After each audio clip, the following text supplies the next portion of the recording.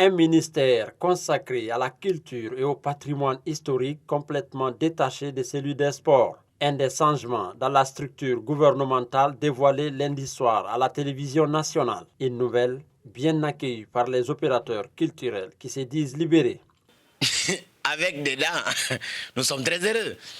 Et la nouvelle structure du gouvernement, personnellement, et je suis très content qu'on y sépare le ministère de la Culture et du Patrimoine historique et celui des Sports.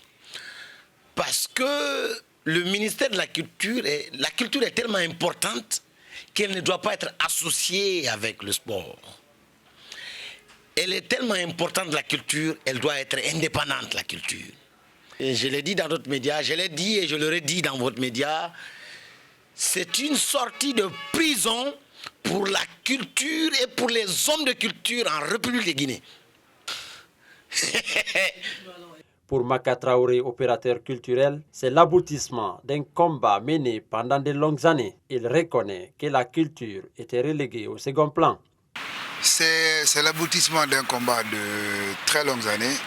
Il faut savoir que depuis quelques années, parce que le sport est logé dans la même assiette que la culture ne profitait de rien. Quand il y a budget, c'est le sport qui prenait tout le budget.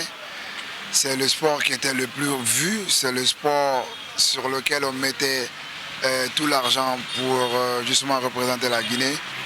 En attendant, les opérateurs culturels attendent du changement. Selon eux, il faut que le ministre de la Culture soit quelqu'un qui maîtrise le secteur.